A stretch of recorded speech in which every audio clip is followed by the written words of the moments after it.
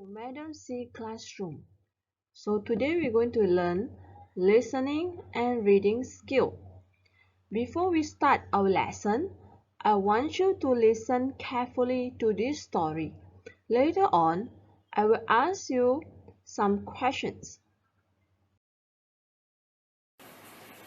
According to a legend, a big ferocious dragon once lived on top of Mount Kinabalu.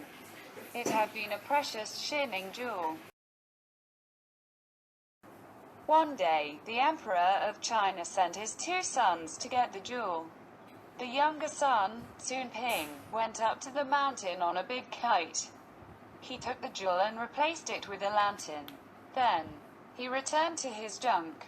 When the dragon realized that its jewel was missing, it was furious. It went after Song Ping. Song Ping fired a red-hot cannonball into the dragon back's mouth and killed it. When the princess reached China, Wang Kong, the elder son, gave the jewel to the emperor and told him how he had defeated the dragon. Sun Ping was very sad because he knew that it was not true. So, he decided to leave China. He went to Brunei and met the Sultan of Brunei. Soon, they became good friends. Later, he married the Sultan Bak's daughter and lived in Brunei.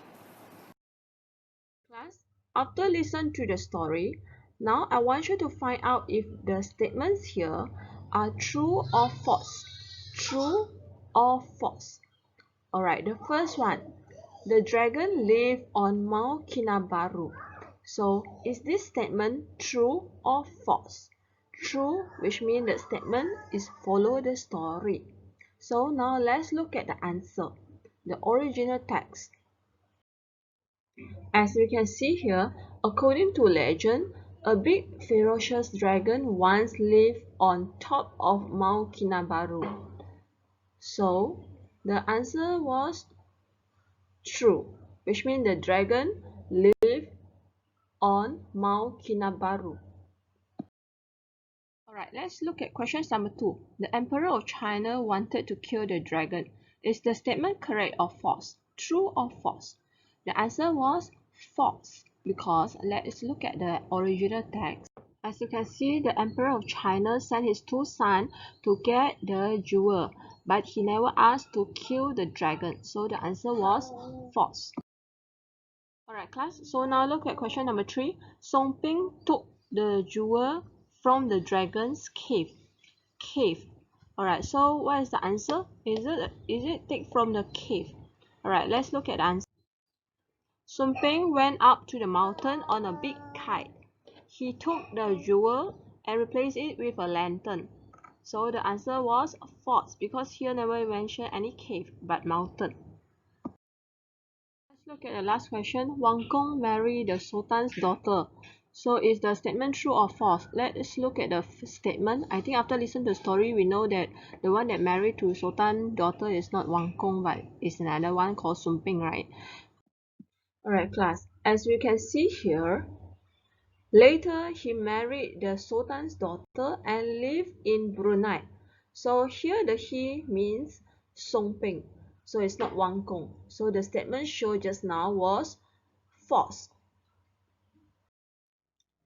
Alright class, now I want you to look at the questions after you had listened to the story.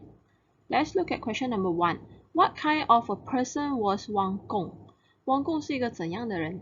Give details from the story to support what you say about him. 给一些证明告诉我们呢，为什么你这样子说他？ Did Wang Gong do the right thing when they returned to China? 请问他们有做对的事情吗？回中国的时候，汪公。Why do you say so? 为什么你这样说？ So the story of this, the moral value of this story was do not lie. 不要讲大话。Always be truthful. 要真心相待。So you can comment your answer in the Google Classroom comment section, the dialogue down there. Alright class, after listening to the story, so now I'm going to explain it by looking at the original text to check our understanding. So according to the legend that means 传奇啊，神话故事。A big ferocious dragon once lived on top of Mount Kinabalu。有一个很凶猛的龙住在这个Mount Kinabalu 山上边。It had a precious shining jewel。它有一个很闪亮的珠宝。One day, the Emperor of China sent his 2 sons to get the jewel。有一天，国王啊，中国的国王皇帝差派了他2个儿子去拿这个 jewel， 就是这个珠宝。The younger son, Sun Bing, went up to the mountain on a big kite。